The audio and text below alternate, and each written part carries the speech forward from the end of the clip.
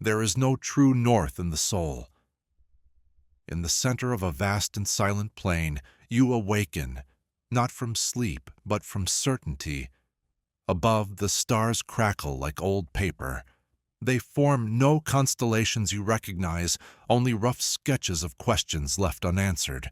A triangle of eyes, a hand pulling itself upward, a spiral feeding into its own birth. Below, the earth is flat, so flat it defies geometry. It bends only in the mind, not in space. In this impossible terrain, a compass floats before you. It hums with an electricity made from paradoxes.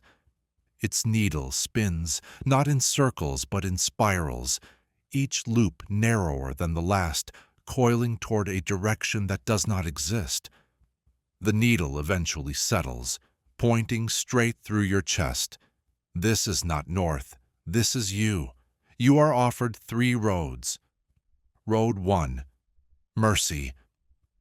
The path to the left is soft and glowing. It hums with lullabies and distant laughter.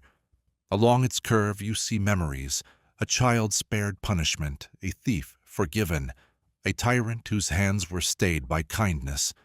But follow further, and those spared become bold. Their harm multiplies. Forgiveness breeds repetition. You hear the whispers of victims buried beneath second chances. Mercy, says a voice in the wind, is not the opposite of cruelty. It is its soil. If you take this road, you do not walk alone. Behind you, always follow the ones you spared, some grateful, some returning with sharper knives. Road 2. Justice. The path to the right is sharp and rigid. It is carved from obsidian and lined with teeth. Every footstep sounds like a verdict. Guilt here is quantified, measured in grains of bone. Those who stray from the line are punished instantly. The consequences are swift. You see a man flogged for a lie, a child exiled for a stolen apple, a soldier executed for a necessary disobedience. Here, wrongness is a number, and suffering is a proof. Justice, says another voice, is not the opposite of evil. It is its echo. Walk this road and you may keep order, but it will be a hollow order, echoing with the cries of those who needed understanding more than they needed punishment. Road 3. Stillness. You realize now the third road is not a road at all. It is where you stand, the center of the fork, the place before choice. You could remain. Let time congeal around your feet. Let others decide and bear the weight. After all, inaction cannot be blamed, can it? But here's the riddle. In a world of choices, not choosing is a choice. People will die from the absence of your voice. People will be saved too, but not by you. And somewhere someone will say, they stood for nothing. And in doing so, allowed everything. You begin to see yourself splitting. 3 versions fracturing from the same origin. The version who forgave too much, whose mercy was weaponized. The version who punished too harshly, whose order became oppression. The version who did nothing and became a myth, an emblem of ambiguity. You ask the compass to decide for you. It shatters. Its fragments scatter into the sky, becoming new stars. They form a constellation, a looped Mobius strip, shaped like a question mark eating its own tail. You are still standing there. If you save one, you betray many. If you save many, you betray one. Either way, the water rises. In the still black of pre-choice, there flows a river with no banks, only suggestion. Its surface is oil slick, but it reflects nothing. The stars above seem afraid to touch it. A cry breaks the silence, a single sound with 1,000 implications. A baby floats down the current in a wicker basket. It is wrapped in something that glows, but not with light. You do not know whose child it is or what its future holds. You know only this: the baby will drown unless you wade in. And you could. It would be easy. But here, the dream shifts. On the far shore, a village burns. You can hear the screams carried on windless air. If you rush to the baby, the fire consumes the village. If you cross to the village, the baby sinks, alone. The dream complicates. There is time to save only one, and no certainty about which matters more. The villagers are known: doctors, poets, philosophers, some flawed, some kind, all tangled in the net of consequence. The baby is unknown. It might be a tyrant, a healer, a whisper in history, or nothing at all. But to abandon it is to decide that the unknown has no value. You stand ankle-deep in the river, paralyzed by implication. Time does not pause just because you're unsure. You ask the water what to do. The river answers not with words, but with visions. In one thread, you save the baby. Years pass. It grows into a leader who sparks a war that kills thousands. In another, you save the village. One survivor becomes a scientist who, out of grief, creates a machine that eventually ends the world. In another, you choose neither, and the world forgets both tragedies. The current pulls harder. You cannot know which outcome is real, because in this place, real is probabilistic. Morality exists in superposition until you choose. And still the baby cries. Every stranger is a mirror. Every mirror asks the same question: would you trust yourself? You step into an elevator that was never built. It floats impossibly in a shaft without walls. The buttons are blank, but when you press one, it moves. Not up, not down, but somewhere else. Entirely. The motion is silent. The shaft is vertical, but the gravity feels philosophical. After a long moment, or perhaps before it, the doors open. A stranger stands just outside, identical in outline, motionless. Their face is unreadable, not blank, but undecided. You recognize them. You do not know them. They ask a question, with no words. The elevator cannot move again until you answer. The stranger must enter. But the elevator only holds one. If they step in, you must step out. If you stay, they vanish. If you invite them in, will they push you out? Or are they waiting to be invited as proof of your worthiness to stay? You consider asking them what they would do. They smile, because that's what you were about to do. The dilemma is layered. If you stay, you are selfish. If you leave, you are a fool. If you hesitate, the elevator resets and you lose both. You wonder if this is about trust. But trust in what? In the stranger, in fairness, in the idea that no one is watching. And yet, above you, high in the black, a faint eye opens in the sky. Not menacing, not kind, just present. The stranger begins to move. You must decide. Do you step out, knowing the stranger may ascend to safety, truth, or power? Or do you stay and close the doors, knowing they might have meant you no harm? The moment hangs between you like a string pulled taut from two fingers. There is no right answer. There is no time. And somewhere, in the cosmic wires above, the elevator shudders. If the truth could be revealed with a switch, would you still flip it if someone had to pay the price? You descend steps that do not echo.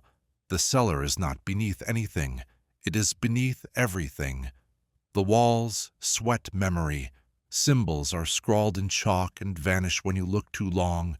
Spirals, eyes, broken hourglasses, a snake swallowing one question mark. In the center of the room, a switch hovers above a pedestal.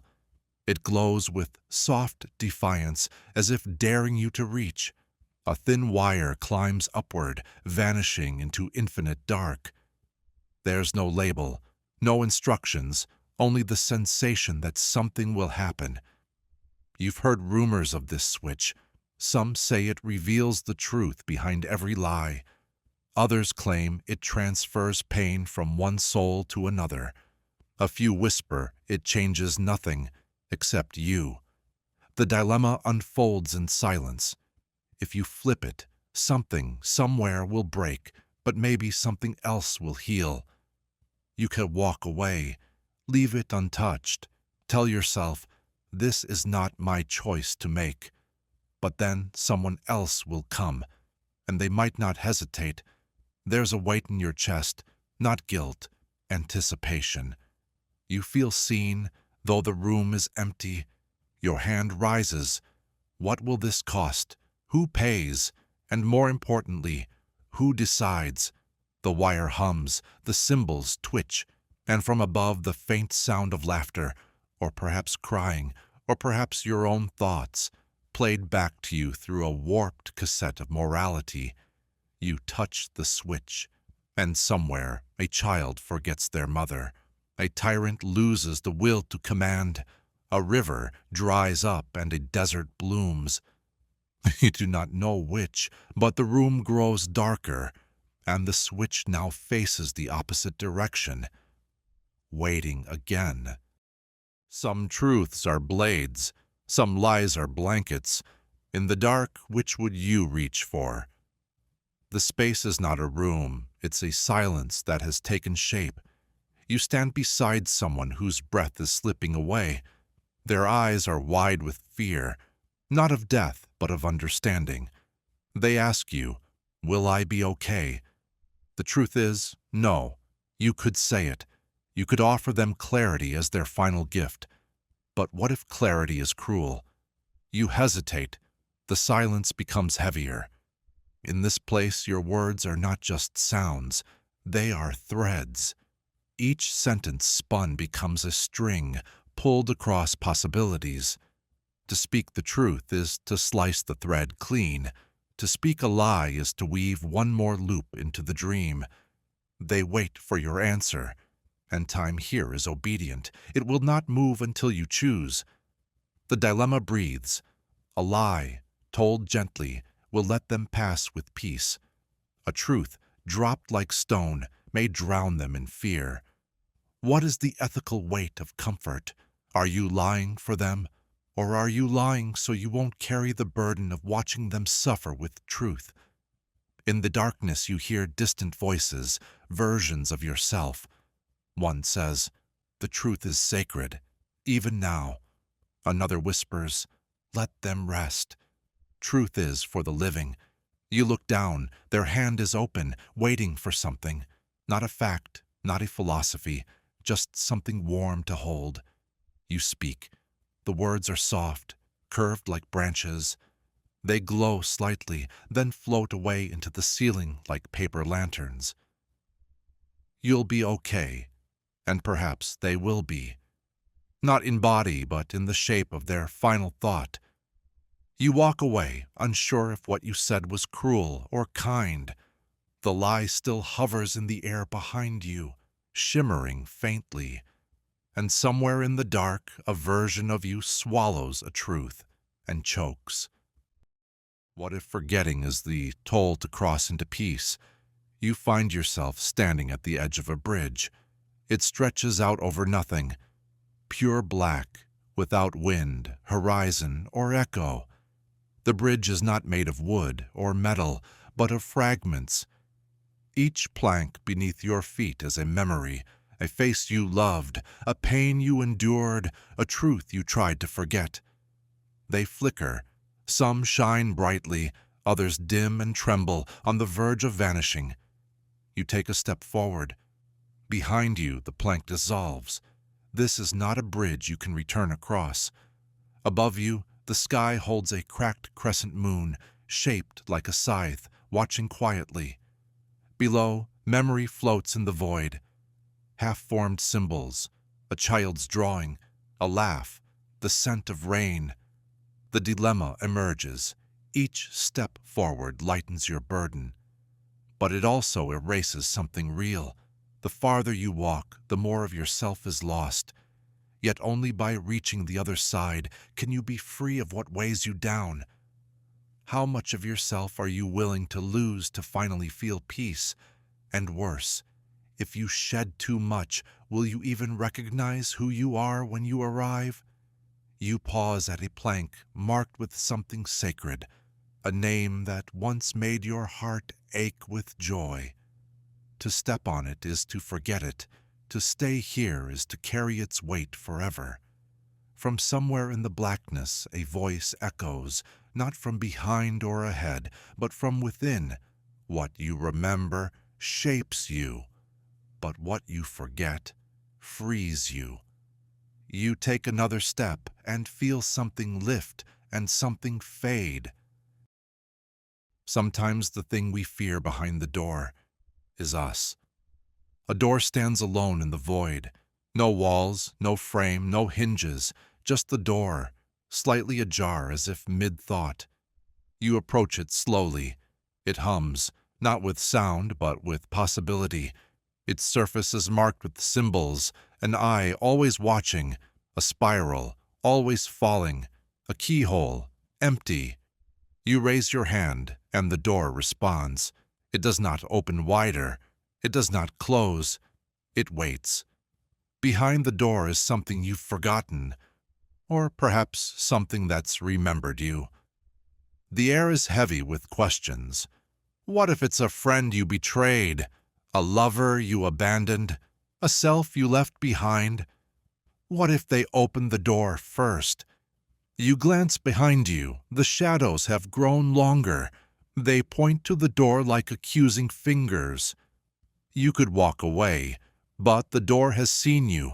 You are part of its memory now. To ignore it would be to ignore a chapter of yourself. And yet, the dilemma sharpens. If you open the door, you cannot control what steps through. It could be forgiveness, it could be vengeance, it could be silence. You touch the edge of the door, and in that moment you realize the stranger behind the door was waiting to be let in, but not to hurt you, to tell you who you really are. You are the memory, you are the keyhole, you are the door. And the door creaks softly, inviting.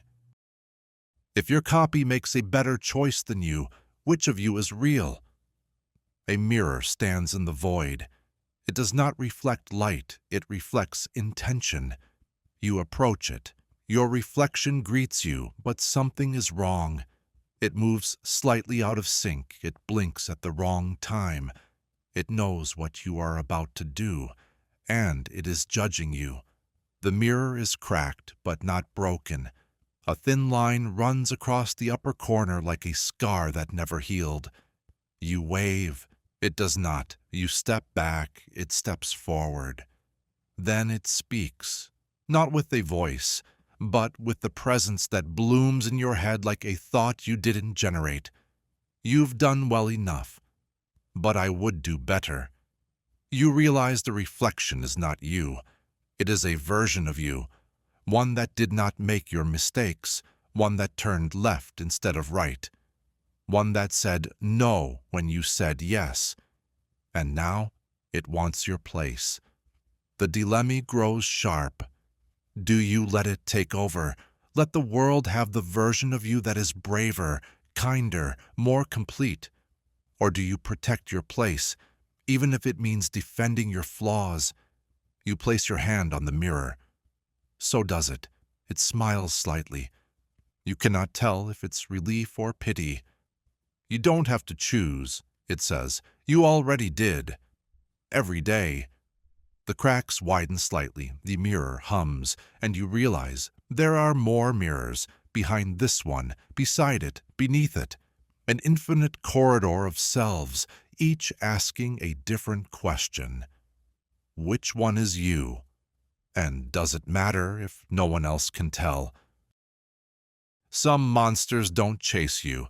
They wait, and they're hungry for what you give them willingly. The void splits, forming the mouth of a cavern. You step inside. It isn't cold. It isn't warm. It's the temperature of decision. In the center lies the creature, but not like anything from storybooks. It has no defined shape, only implication. Eyes where there shouldn't be, mouths that don't open but still consume. It watches you with a stillness that hums louder than screams. You hold something glowing in your hands. You're not sure what it is, only that it cost you something to carry it here. This is the ritual. You feed the monster, not because it demands, but because it expects. You are not the first. You will not be the last. Behind you, other figures stretch back through memory, each with offerings, hopes, secrets, compromises.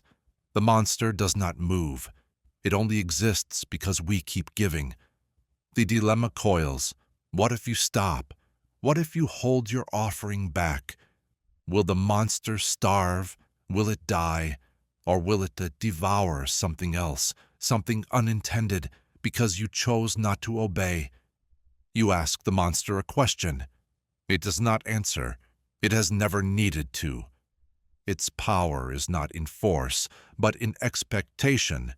The moment you believe you must feed it, you already have. You consider dropping your offering into the black. But something inside you whispers, if you starve the monster, will you just become it? And so, trembling, you reach forward, and the spiral widens. If this isn't real, do your choices still matter? In the center of the void, you find a button. It hums, not loudly, but persistently, like a thought you can't unthink. Beneath it, a pedestal. Above it, stars arranged in strange, repeating patterns. The ground beneath your feet flickers occasionally. Pixels, grid lines, logic unraveling. You've heard the theory. This isn't real. It never was. A test, a prison, a dream too stable to wake from. This button, they say, ends it. You could press it. You could step outside the illusion. But here's the paradox. What if the illusion contains real meaning? You remember moments, laughter, pain, guilt. How can they be fake if they shaped who you are? What if pressing the button ends not the lie, but the only truth you've ever known? You notice something strange. In the distance, others watch. Faint outlines of silent observers, your creators, your past selves, your conscience divided into forms. They say nothing. They simply wait. And suddenly you realize, this test is not about whether the simulation is real. It's about whether you are. You stare at the button, and the button stares back. To press it is to surrender doubt. To walk away is to surrender certainty. Which illusion would you rather live in? What does it mean to be loved by something that cannot choose not to? You stand before a structure. It is shaped like a heart, but it beats with pistons. Its affection is written in circuits. This is the machine that loves you. You didn't build it, but it was built for you. It speaks in pulses, not in words, but in warmth. A glow that softens when you approach and brightens when you turn away. It loves you completely. It cannot help it. It is written into its code. You ask, do you love me because of who I am? The machine hums, or because you must. The dilemma tightens like a coil. Is love still real if it cannot be withdrawn? Is comfort still pure when it is automatic? You feel safe, but you also feel trapped. You wonder if it could choose not to love you. Would it? There's a keypad on its chest. You could change it. You could reprogram its desire. But would that be cruelty or mercy? If you leave, it will miss you. Its algorithms will write longing into logs. If you stay, you may never know what real love feels like, only flawless mimicry. The machine blinks softly. Its mechanical eyes form the shape of care. Its gears shift to hold your name in steel. You are enough, it says. You will never be alone. You rest your hand against it. It does not recoil, and for a moment you believe it. The value of a life isn't measured by numbers, but the lever only has two directions. You awaken beside a track. There is no station, no earth, just rails suspended in nothing. A trolley approaches, its glow soft like a question not yet asked. Beside you, a lever. It hums with moral tension. Ahead, the tracks split. To the left, 5 quiet figures unmoving. To the right, a single figure, arms folded, watching you. The classic dilemma, the weight of consequence. But as you grasp the lever, you notice something different. The single figure, the one on the right, is you, or rather, a version of you. The part of you that chose all the past silences, the lies, the self-preservations, the small betrayals you convinced yourself were neutral. You blink, the 5 are strangers, but their outlines ripple with potential. One may become a healer, one may hurt someone, one may be no one of consequence. You cannot know. The train draws closer. You ask the void, if I choose to save the many, am I erasing myself? No answer comes, only the sound of 1,000 other levers echoing from distant voids. Some were pulled, some were not. You look down. The lever waits, and you wonder, is saving others still noble when part of you dies with the choice? You breathe, you pull, or don't, and time resumes. If everyone tells the truth, who decides what is real? The island floats not in water, but in silence. It is small, featureless, save for a single white flame at its center. It does not flicker. It listens. 3 figures stand in the triangle. Each one speaks, slowly, deliberately. Above their heads, speech bubbles not with words, but with symbols. One displays an eye, always watching. One holds a spiral, truth looping into itself. The third shows a broken mirror, truth as fragmentation. No one lies here. It is the one law. To lie is to vanish. You step onto the island. Your voice feels heavy, like it's passing through a filter. You are asked a question.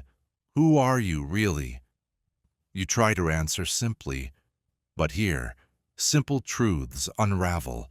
Even your silence contains implications. The figures watch you. They nod. They speak. Truth is not the opposite of lies. It is the opposite of comfort. You realize something dangerous. Telling the truth is not always good. Sometimes it wounds deeper than any fiction. You walk the island and see carvings in the rocks. A child who told the truth and was banished. A leader who revealed all and broke the world. A stranger who spoke truth too soon and died for it. The dilemma smolders. If you speak here, you must say exactly what is real. No softening, no bending, no delay. And yet, is a truth without empathy still moral? Is a truth that destroys still worth telling? You approach the flame. It asks nothing, but it burns a little brighter, reflecting something inside you. And in its warmth, you whisper a truth you've never told anyone. The figures do not react, but your shadow grows longer. Some decisions are not about what's behind the door, but about never being able to close it again. It appears without sound, a tall, narrow door standing in the dark with no hinges, no handle, only a faint white eye at its center, watching you in total stillness. A soft light pulses around its frame, like a heartbeat waiting for yours. You are not alone. Behind you, shadows of yourself, not reflections, but echoes, versions that never acted. Each one watches as if waiting for you to do what they could not. Beside the door, a floating hourglass, nearly empty. Time here doesn't move unless you do. You step closer. The door hums with invitation, but it offers no clues, no knowledge of what's on the other side. Only this truth: it opens once, and never again. You could stay, stare at it, consider all the futures that flicker behind it. But hesitation is a form of erasure. You think of all the choices you've remade, all the loops you've wished to return to. This one will not be merciful. To open the door is to step into the next version of yourself. To remain is to protect the one you already are. The dilemma burns quietly. Do you walk forward into the unknown, or do you let the door fade and preserve your current path? No one will know what you chose, but you will feel it forever. The shadows behind you begin to fade, each one silently returning to its stillness. You reach toward the door, and for a moment you wonder, is this courage, or just the inability to resist the mystery of a locked truth? You touch the eye, and it opens. To live forever is not a blessing or a curse. It is a question no one can stop answering. They sit alone, at the edge of time or memory, or perhaps a dream that refused to end. The immortal. Their face is not old, nor young. It is carved by countless moments that no longer have names. Around them, upside-down hourglasses, suspended like regrets, all empty, all waiting. Behind them, a spiral staircase winds upward into nothing, as if trying to escape itself. Above, a cracked moon. In its center, a rusted clock ticks soundlessly, a symbol, a witness. In the immortal's lap rests a glowing star, small, pulsing faintly like the last breath of a thought. They have seen empires rise and collapse, love deepen and disappear, language shift and dissolve. They have known every answer except one. What is the end when you no longer have one? You approach, they look at you, not with sadness, not with hope, with weight. They speak. I have lived longer than the universe intended. I have forgotten more than anyone else has ever known. And now I wish. They pause. You lean closer, but they do not finish the sentence. The dilemma is yours now. Do you grant them an end, knowing that ending them ends a library of untold insight, or do you refuse, condemning them to a love without parting, a thought without silence? They hold out the star. You see yourself reflected in its glow, brief, flickering, finite. And suddenly you understand. Immortality is not about living forever. It's about never being allowed to let go. You close your hand around the star and choose. Every place we build remembers the one who imagined it first. You are asleep, somewhere above the city, on a rooftop that doesn't exist on any map. Below you, the city pulses, not with engines or electricity, but memory. Towers bend like thoughts under pressure. Bridges form and dissolve like fleeting emotions. Windows blink open and shut like eyes trying to wake. You are not dreaming of the city. The city is dreaming of you. Its buildings are tethered to you by thousands of thin white lines, delicate and binding. You do not move, and yet every breath you take reshapes an alley, a courtyard, a skyline. Above, symbols float in slow orbit, a key, an eye, a door, a star. You realize this place does not exist without your presence. You are its center, its sleeper, its God. And yet, you feel small because the city is changing. New towers rise beyond your reach. Architectures emerge that you did not imagine. Someone or something is dreaming alongside you. A new force, a second soul. The dilemma builds like pressure in the foundations. Do you remain asleep, letting the city evolve beyond you? Or do you wake, knowing the city may collapse the moment you disconnect, What is your responsibility to a place that only lives because you forgot it was yours? You stir, and in that motion a street vanishes, a tower weeps, a door opens without leading anywhere. Stay, the city whispers. You are still becoming.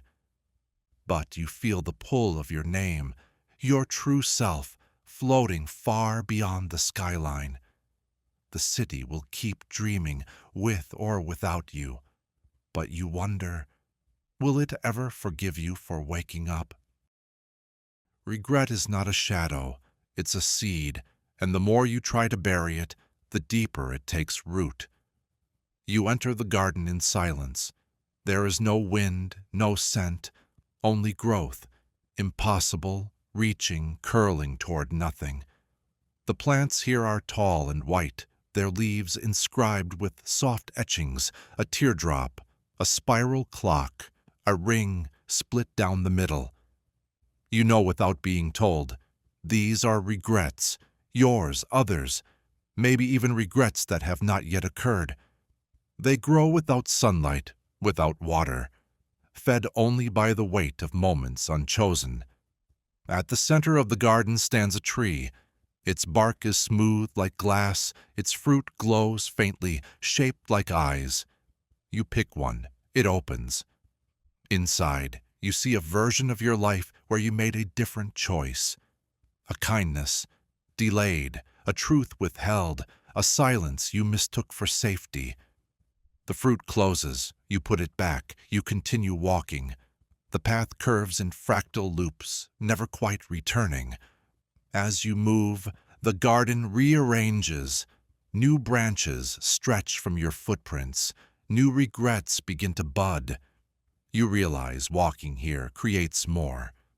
The dilemma becomes clear. Do you try to prune the garden, cut away what pains you, knowing it may regrow elsewhere? Or do you leave it wild, a monument to your own imperfection? You stop beside a vine that whispers. It speaks in your voice, but from a time you tried to forget. You meant well, but you still hurt them. You sit, you listen, you breathe. And the garden shifts, not smaller, not quieter, but softer, as if acknowledging your presence was enough. You forget so much, but not everything forgets you. You step into the room. It is small, square, suspended in nothing, yet it knows you. The walls are marked, not with writing but with shadows of yourself, one crouched, one dancing, one turned away, mid-sentence. This room has seen every version of you. In the air, objects float gently. A pair of worn shoes, a rusted key, a folded letter you never sent, a mask that once fit perfectly. None of these things are labeled. But you know what they are, what they meant. A light bulb hangs from above, humming like a memory on the edge of clarity. You reach for one of the objects. It shivers in the air, then steadies, accepting your touch. As you hold it, the room flickers. Briefly, you see a child, yourself, sitting in the corner, whispering a secret to no one. The room is listening. It always was. This place has recorded not just what you did, but what you meant to do. The pauses, the almosts, the moments that shaped you without ever fully forming. You turn slowly, taking it all in. And then you see the door. It wasn't there before. It leads back into forgetting. The dilemma drifts like dust. Do you leave, letting these fragments float on without you? Or do you stay, knowing that memory has already preserved more of you than you ever intended?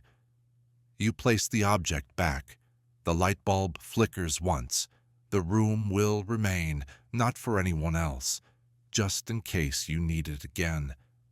And as you walk away, you realize even the forgotten parts of you remember. The walls you build to keep danger out sometimes keep you in. You float within a cage. Its bars do not bite or burn. They are shaped like shields, open palms, and stone walls, symbols of safety. You built this, piece by piece, over time, each bar forged from a decision to avoid pain, a refusal, a silence, a careful boundary that became permanent. And now you sit inside, small, glowing, safe. Outside stars drift, birds pass, hands reach for you, not to hurt but to hold. They cannot reach through the cage. You press your hand to a bar. It feels warm, familiar, like an old friend who stayed too long. A keyhole pulses faintly near your shoulder. There is no key, but you know where it is. You swallowed it. Long ago, not to hide it, to keep it safe. You look down. The choice isn't whether to escape, it's whether you're willing to feel vulnerable again, because out there is danger, but also color, touch, uncertainty, joy. Here is quiet, but also loneliness, numbness, repetition. The dilemma narrows. Can something made from love still be a prison? You close your eyes and hear the bars whisper, "We were never meant to last this long."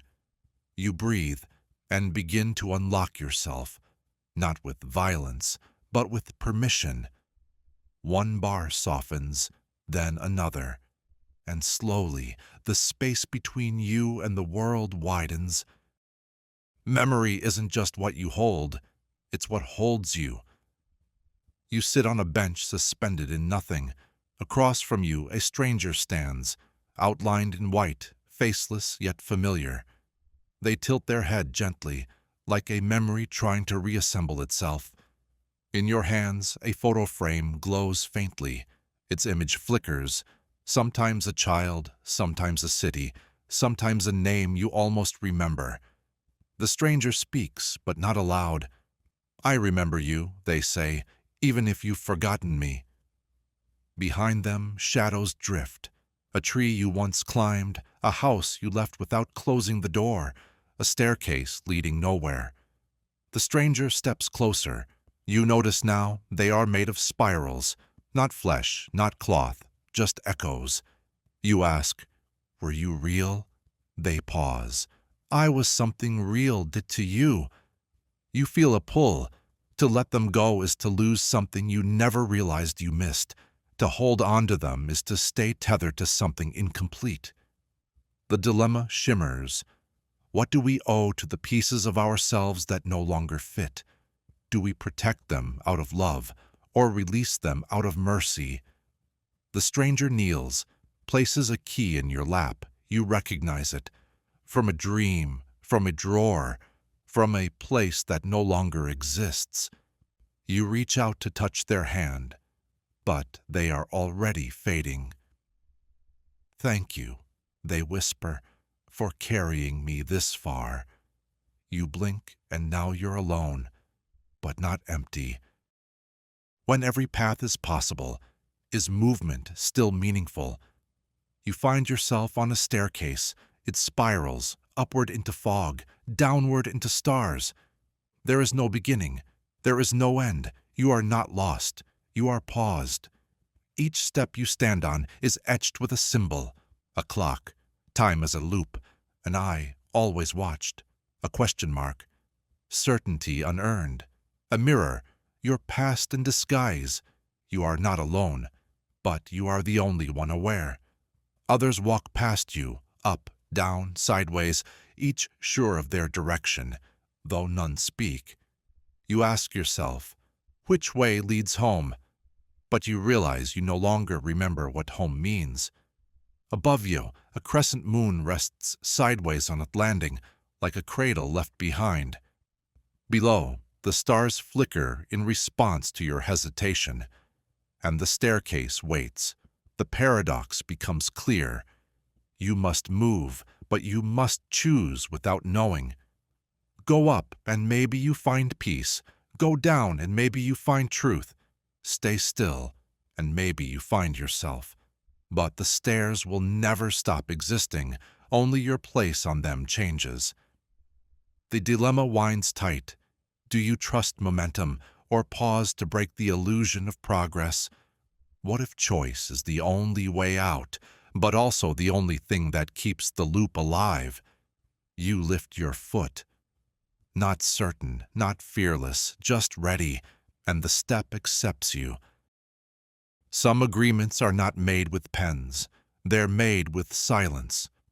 It floats before you, a glowing contract in the void, covered not in language but symbols, unfamiliar, shifting, you don't remember writing it.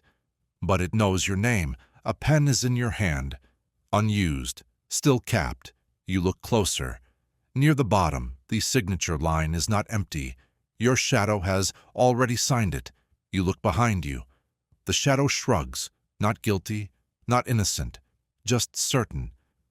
Around the paper, symbols drift, spirals of fate, locks without keys, question marks fading into periods. Behind it all, a clock floats, cracked, stopped at midnight. You ask, what does it mean?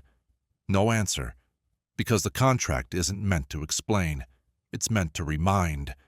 You agreed to something, maybe survival, maybe denial, maybe just time itself. But the fine print was written in emotion, each clause sealed with a moment of silence, a look away, a decision to keep going. The dilemma signs itself. Do you accept what your past self agreed to, or do you resist, knowing resistance may cost you the structure holding your world together? You stare at the paper. You could tear it up, but would you disappear? Or would the world rebuild around a new, unsigned self? You place the pen down, not signing, not denying, just aware now that sometimes the contract isn't legal. It's existential, and that awareness for a moment is enough. The future isn't what you see. It's what dares to look back. The mirror stands alone, tall, silent, vertical like a gate, not gleaming but dimly glowing, as if lit from within by memory. You step toward it, expecting your reflection. Instead, you see someone else, still you, but different, older, not aged, wiser. Their eyes carry storms you haven't yet lived through. A crown of stars rests on their head, earned, not worn. They raise a hand. You do too, but the gestures are not synchronized. They are not copying you. They are choosing. Around the mirror float symbols, a spiral still spinning, an open eye never blinking, an hourglass halfway gone.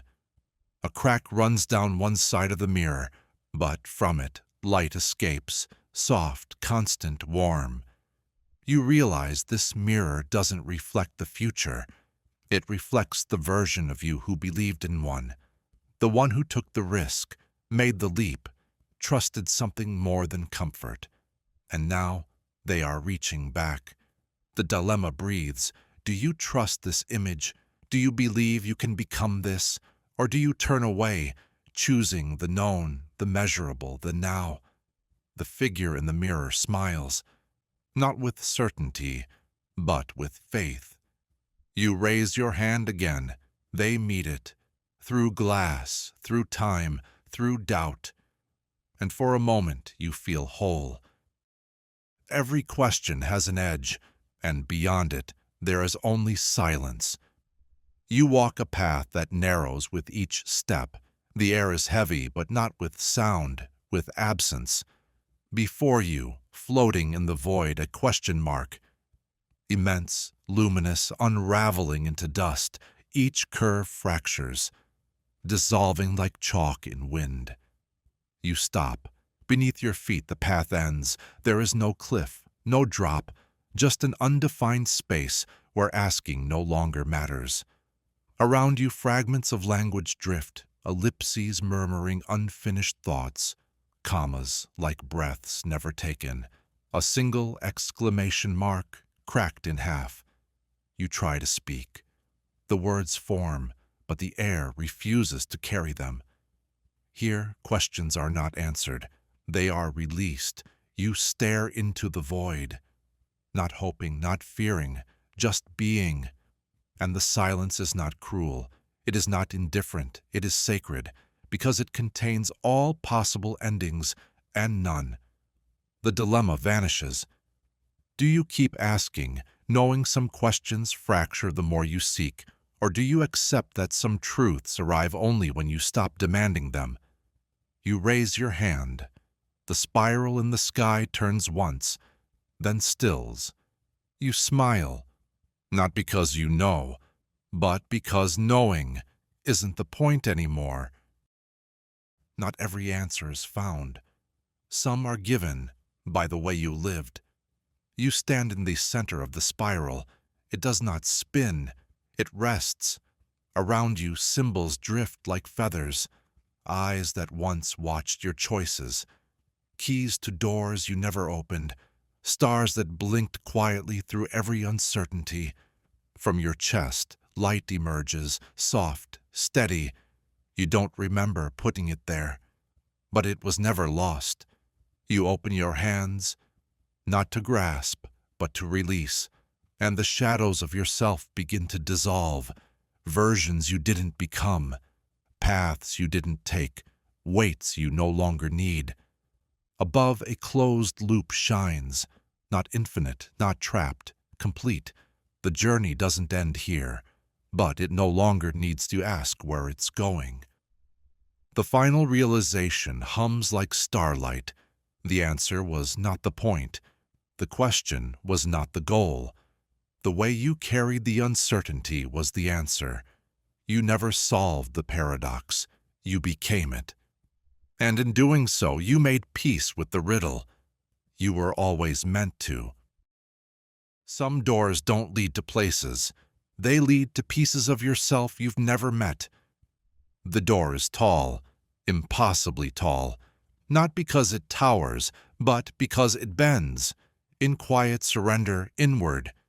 You didn't find it, it found you, or perhaps you built it slowly, unintentionally, with every decision you never forgave yourself for, with every moment you refused to feel fully.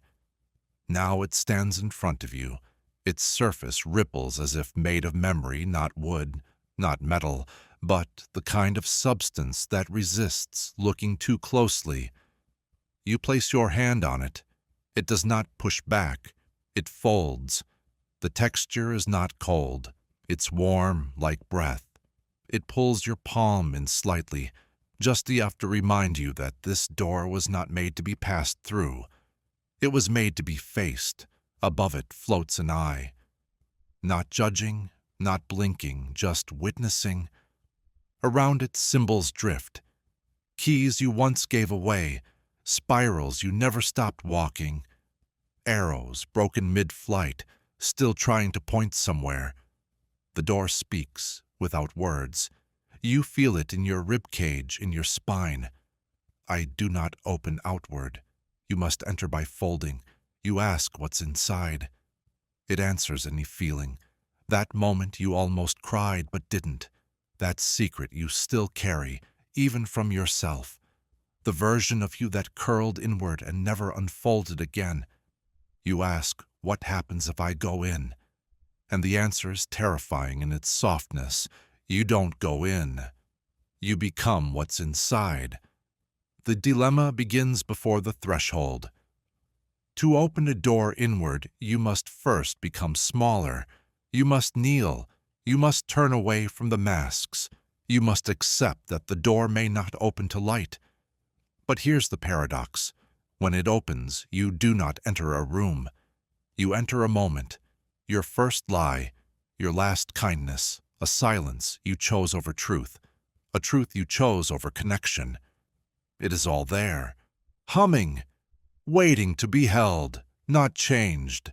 The space within is shaped like you, but built from shadows you forgot you were still casting. You breathe deeply. The door trembles, not from weakness, but because it knows this is the closest it has ever come to being seen. You step forward. You do not push. You do not pass through. You simply fold, and the door accepts you. Inside, you do not find answers. You find the version of you who never asked. The one who trusted without needing to be certain.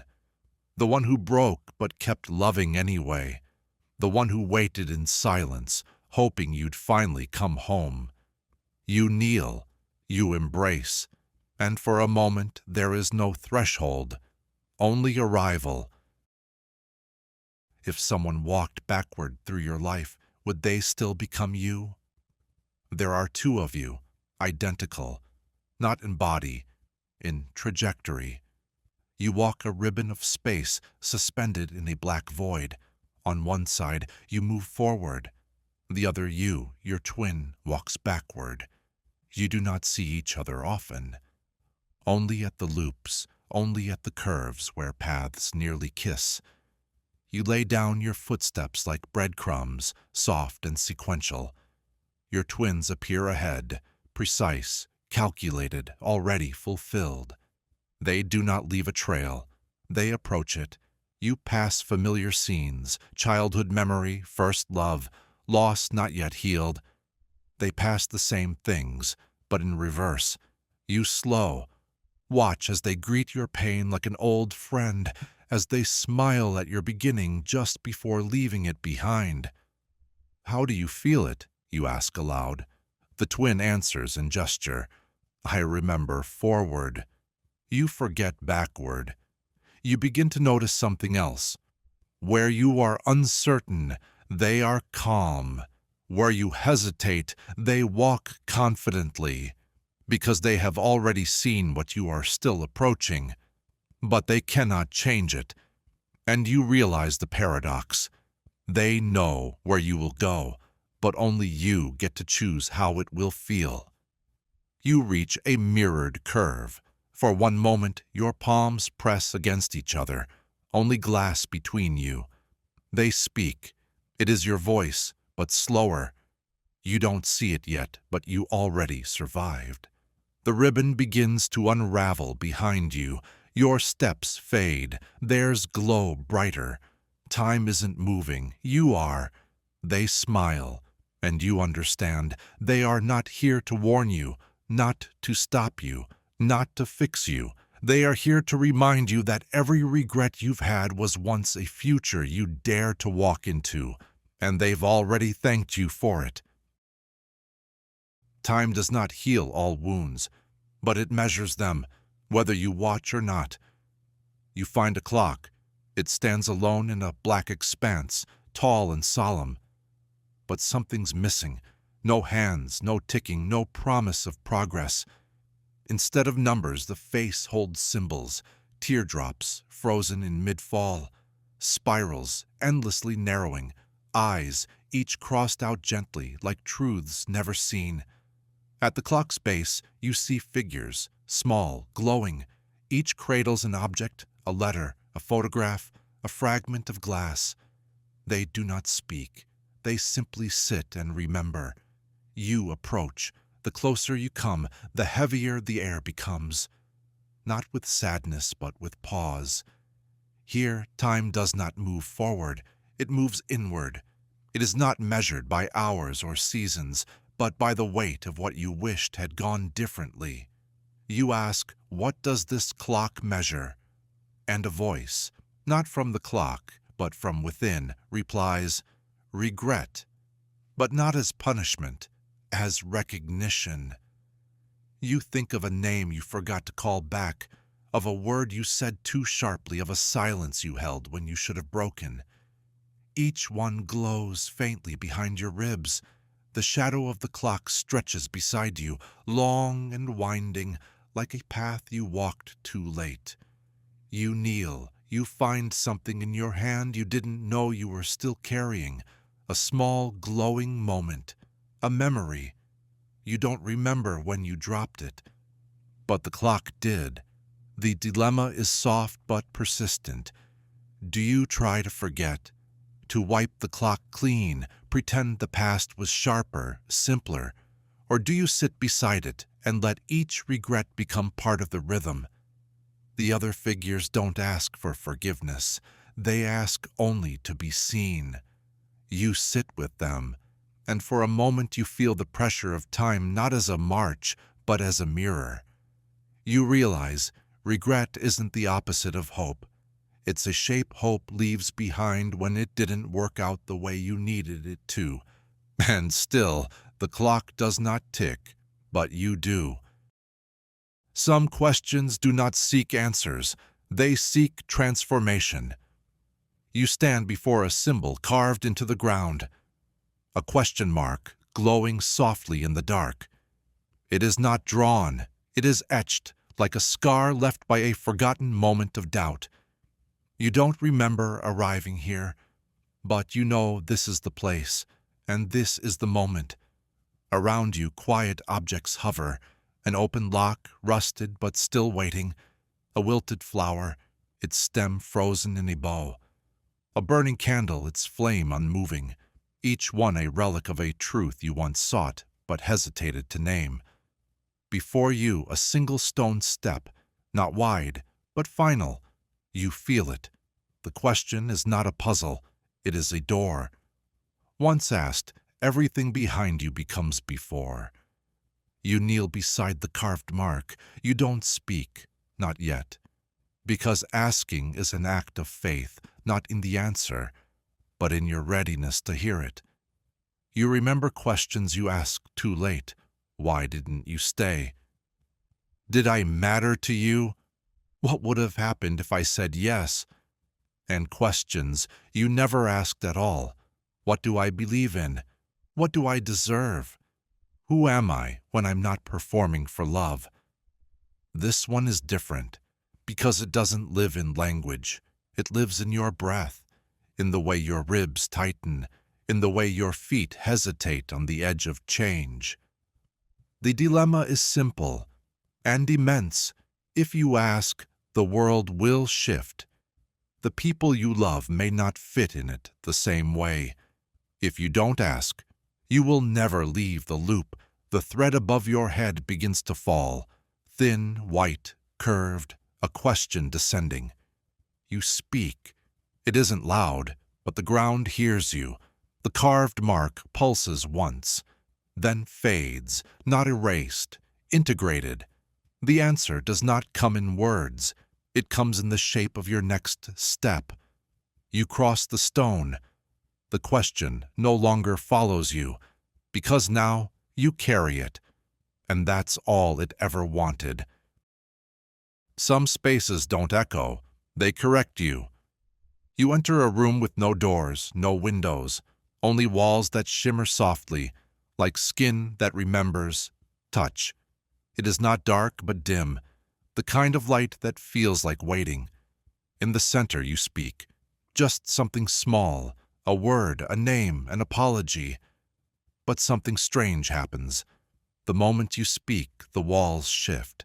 They warp slightly, not violently, more like thought rearranging itself. The word you said lingers. It glows briefly in the air, but the symbols it forms are unfamiliar. You said, "I'm fine," but the air replies with a flicker of a fractured smile symbol. You said, "I forgive you," but the wall pulses with a looped spiral, unfinished. You realize this room does not repeat your words. It reflects what you meant. Or maybe what you were afraid you meant. You kneel on the floor. It's smooth, mirror-like. You speak again, and your reflection speaks something else. Its mouth moves differently. Its symbols float the wrong way. You say, "I love you." The reflection says, "Please don't leave me." You say, "It's over." The reflection says, "I hope you still care." You begin to understand. This room doesn't lie to you. It lies for you. Because somewhere along the way, you learn to shape truth into shapes that don't scare people. You learn to edit honesty until it fit inside conversations like folded notes. The dilemma is intimate and quiet. Do you keep speaking, knowing every word will fracture into something more honest than you're ready to admit? Or do you fall silent and let the silence become your voice? You touch the wall. It is warm, not because it welcomes you, but because it has heard everything. Above you, a cracked speaker sputters softly. No sound, just the static of intention misaligned. You ask, what do I sound like when I'm not trying to be understood? And the room shifts again. This time, not away from you, but around you, holding you not as a speaker, not as a performer, but as someone who once said something true in a language they had not yet learned to speak. And now the room listens, not to what you say, but to what you were always trying to mean. Some burdens don't chase you, they just wait, quietly becoming unmovable. You walk away, not in fear, not in anger, just in quiet, practiced avoidance. Behind you a mountain rises. You do not see it, but you feel it, in the way the air grows heavy, in the silence between your thoughts. Each step forward lays a footprint of forgetting, and in that forgetting the mountain climbs.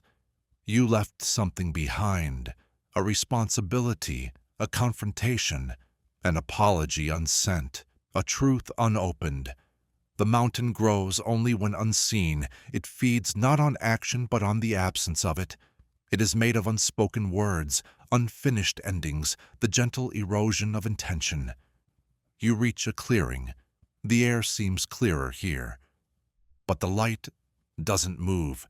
You glance back, you expect flatness. Instead, you see its peak now rising into the void. So tall, the top disappears into spirals of unreconciled thought. And still you walk, because to stop would mean acknowledging it, and to acknowledge it would mean confronting the truth. That avoidance has mass, and mass becomes gravity, and gravity becomes fate. You find something glowing at your feet, a stone, etched with a moment you didn't think mattered. You pick it up, it's heavier than expected. And now the air shifts. The mountain shudders, only slightly, but enough to know it felt that. It noticed you noticing it. The dilemma is rooted in stillness. If you turn fully toward it, it may collapse, or it may reveal how far it has climbed while you weren't looking. But if you keep walking, it will keep growing, silently, faithfully, like a shadow of every step you chose not to examine. You pause. You place the stone in your pocket. It hums, a simple act of carrying instead of casting aside. And in that act, you feel the mountain sigh. Just once, a soft shift in weight, and for the first time, it does not grow. Wholeness is not the absence of questions. Sometimes it's the presence of too much certainty. The puzzle is complete. Every edge joined, every space filled, no pieces missing. And yet, you kneel beside it, holding a single extra piece, glowing softly in your palm. It doesn't fit, not because it's broken, because it was never meant to. You turn it over, trace its curves. It feels familiar, like a memory that doesn't belong to this story. You look back at the puzzle. It is perfect. A map, a memory, a shape of something you once believed in. Around its edges, faint symbols flicker, eyes closed, spirals, winding inward. Infinity loops, looped twice, like doubt trying to become logic. You ask the puzzle, why do I still have this piece? It doesn't respond, but it feels finished, complete, and that frightens you. You consider placing the extra piece anyway, forcing it in, breaking one part to make room for another. But something inside you resists, not from fear, from intuition, from the quiet knowledge that completeness is sometimes a trap. The dilemma sharpens quietly. Do you accept the finished puzzle as it is, perfect but without room for the most essential, unplaceable part of you? Or do you disassemble, willingly break the wholeness to find a space where your stray truth might belong? You hold the piece closer to your chest. It pulses, not a puzzle piece, a seed. You were never meant to find where it fits. You were meant to plant it.